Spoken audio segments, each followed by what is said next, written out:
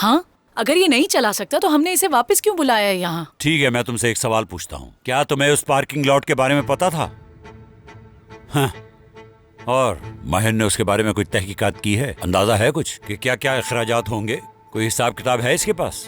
नहीं, बातें करने से कारोबार नहीं चलता। इस पर मैं आखिर कैसे भरोसा कर सकता हूँ? हाँ, इन्हें नहीं मालूम है कुछ, तो इसे बीच में बोलना भी नहीं चाहिए। बाबा, क्या हम लोगों का काम पार्किंग का है जो आप इस तरह के सवाल कर रहे हैं? खुदा को माने। अच्छा ठीक है, अगर ये पार्किंग लॉट का मसला नहीं है तो इसने ये पार्किंग लॉट खरीदी क्यों? मुझे कोई माकूल जवाब दो। क्या किसी के पास कोई जवाब है इसका? बाबा, मैं इसलिए खामोश हूँ ताकि आप पुरसुकून हो जाएं, मगर आपकी बातें वाकई हमें तकलीफ पहुँचा रही हैं। जब से तुम्हारी माँ का इंतकाल हुआ है इस घर में सब कुछ बर्बाद हो गया है। देखो ना, सिर्फ इसकी जिम्मेदारी दी थी मैंने तुम्हें, लेकिन इसकी क्या परवरिश की तुमने? आज तक कोई ऐसा काम नहीं है जो तुमने ठीक से किया हो, और अब मेरे कारोबार को भी बर्बाद करना चाहती हो तुम। क्या मेरे पैसे, मेरी जायदाद बर्बाद करने की कसम खाई है तुमने? हाँ नाना, गुस्सा मुझ पर कीजिए, आंटी पर चिल्लाने की जरूरत नहीं है। बेटा तुम खामोश रहो, मदाखलत मत करो। तुम पहले अपनी माँ का तो ख्याल रख लो, इसका ख्याल रख नहीं सकते और कारोबार संभालोगे, ऐसा है? देखो, ये घर मेरा है, कारोबार मेरा है, तो फैसला भी मेरा होगा। अगर किसी को मेरी बात पे एतराज है तो दरवाजा सामने है, जा सकता है यहाँ से। खुदा हाफिज। अंजुम।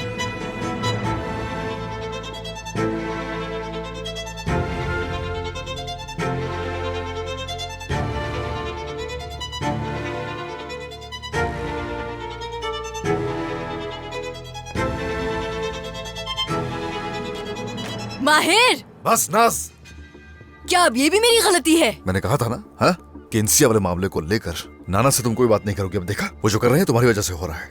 वो जब पुरसुकून हो जाएंगे तो कदीर कैसा है उन्हें एहसास हो जाएगा और फिर उसकी हिमायत नहीं करेंगे। हाँ, क्या बकवास करी? तुमने देखा उन्होंने क्या कहा? उनकी सब बातें सुनी भी है तुमने?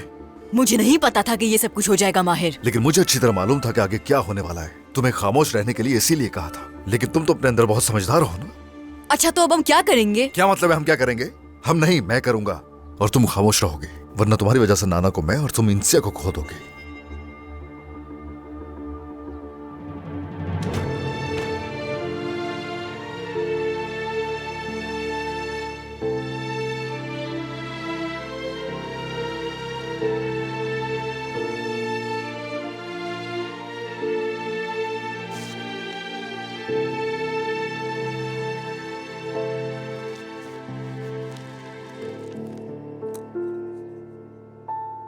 आपका दिन के आगाज में ही ब्लड प्रेशर बढ़ा हुआ है। आप कहते हैं तो मैं आपके लिए लहसुन ले आऊं, उससे कम हो जाएगा। अच्छा ठीक है।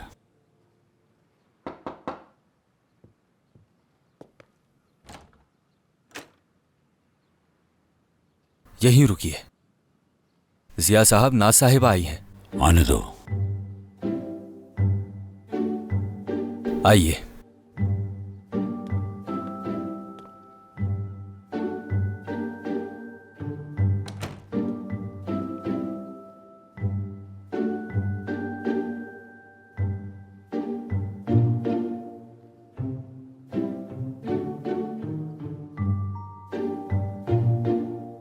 हाँ कहो बेटा। जिया अंकल, माहिर ने जो कुछ किया वो सब कुछ मेरे लिए किया। इंसिया को बचाने के लिए ये सब कुछ किया मैंने। इंसिया ने तो ऐसा कुछ नहीं बताया। जिया अंकल, देखे ना, आप अंजुम भाई को एक मिनट के लिए भी अकेला नहीं छोड़ते, तो मेरे बारे में भी सोचे ना। इंसिया जब मैं 9 साल की थी तब से मेरे साथ है, साथ में बड़े हुए हैं। वो मेरी बहन है, दोस्त है, दिल के करीब है, सब कुछ है वो मेरे लिए। यहाँ तक कि वो मेरी फैमिली है। मुझे क्या चाहिए क्या नहीं चाहिए सब वो जानती है। तो वो शादी करना क्यों चाहती है बताओ? अगर वो शादी करना चाहती तो मंगनी वाले दिन मुल्क से बाहर भागने की कोशिश करती। मॉम नहीं चाहती कि मेरे साथ रहे वो। जो भी मुझसे गलतियाँ होती है मॉम उसकी जिम्मेदार उसे ठहराती हैं। वो उनके डर की वजह से शादी के लिए तैयार हो गई है। मैं उसकी हिफाजत करना चाहती हूँ। उस आदमी ने माहिर के साथ क्या किया, क्या आपने देखा नहीं? उसका ये रवैया देखने के बाद इंसिया के लिए मैं ज्यादा डर रही हूँ।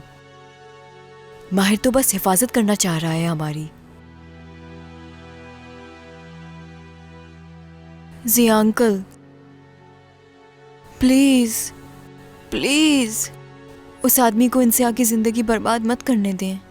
इंसिया के भी माँ बाप बचपन में ही मर गए थे आपकी तरह, और उनकी मौत के जिम्मेदार घरवाले उसे ठहराते हैं, खास तौर पे उसके दादा।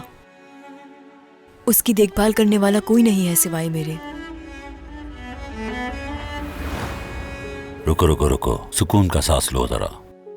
तुम्हारी वो पोती जिया के घर में क्या कर रही है?